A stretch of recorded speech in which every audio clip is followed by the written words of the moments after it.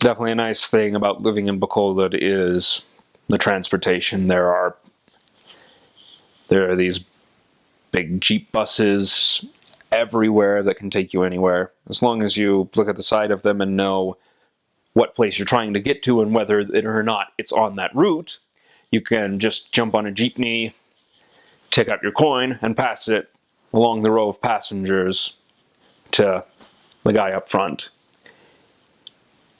If you're American and not a missionary, people will usually try to rip you off.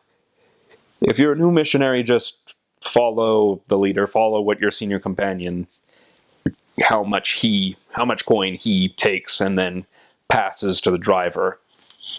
You might be thinking it's really weird that I'm going to take my money and then I'm going to give it to some random stranger who's going to give it to the next random stranger over there, who's going to give it to the next random stranger, who's then going to give it to the driver.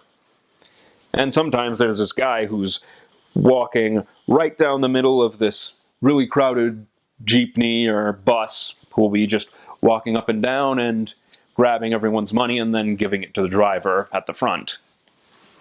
It depends on whether or not that guy is there. If they don't have one of those guys, then just pass the money up to the front. Also interesting is the jeepneys. The main cab is facing forward, but then there's this long extended back cab which is open to the air. It has a roof, but there's no closing door at the back. It's just the windows, the back door are open, and there's a bench on this side and a bench on this side, and you face in the car all along the jeepney. They're very interesting. More interesting, I think, are the tricycles. Basically, imagine if a motorcycle was welded to something that looks like it came out of an amusement park. This like metal bowl with a roof. Imagine that, and then it has like an extension at the back of it, which is almost like a big box for carting crates around. Yeah, meld that to the side of a motorcycle, that's a tricycle.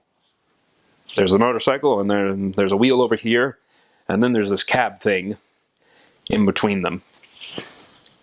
They're very fun. Also, it depends on what city you're in, what the main kind of transport is. In Bacolod, it's usually the jeepneys, and if you have to go between parts of your mission, it's usually the buses. Also, depending on what area you're in, one of my areas was Canlaon, which is actually no longer part of the mission, but it was on the top of a mountain.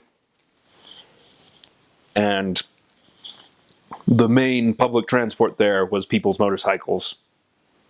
You would literally hop on the back of a motorcycle right behind the driver, almost hugging him, and then give him money, and he would drive his motorcycle where you needed to go. Yeah, some of the cities I was in, main one was Tricycles, but in Bacolod it's usually the jeepneys.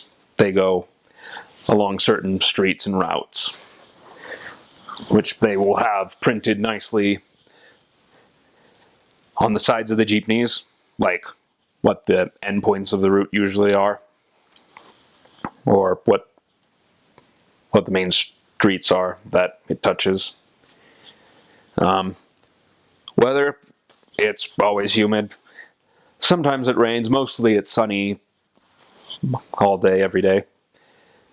And another interesting thing is you will never eat so much rice in your life. Literally, the diet of these people is rice. Literally, in the language, there are 7 different words for rice, depending on what state it's in, and only one word for what goes with the rice. Sudan. Sudan. And that literally just means rice topping. It means whatever goes with your rice. Fish are pretty much fine. It can range from Spam to corned beef to plain ketchup to adobo, Bicol Express, pancit canton. Depends on what you have.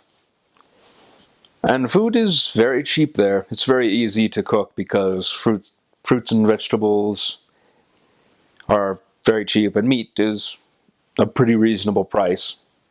I mean, if you try and get beef, beef is more expensive. Chicken is a very fair price, though. Also, very interesting is just the fact that pretty much every meal you're just going to be eating more and more rice.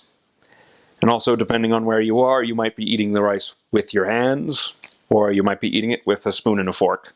And Filipinos, when they eat, they have their spoon, which they scoop up the food with, and then the fork is to keep it on the spoon, and then put it in your mouth.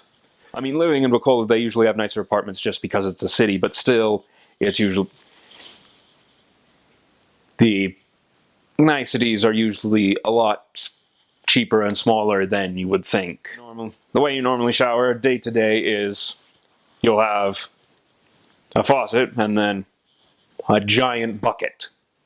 You fill the giant bucket with water, and then you get the soap and you get it all over yourself, and then you grab this little dipper, or almost like a plastic pot or cup. Put that in the water. Bring up the water with the pot. And then wash yourself off that way. Shower heads are a nicety there. You're not going to see many of them.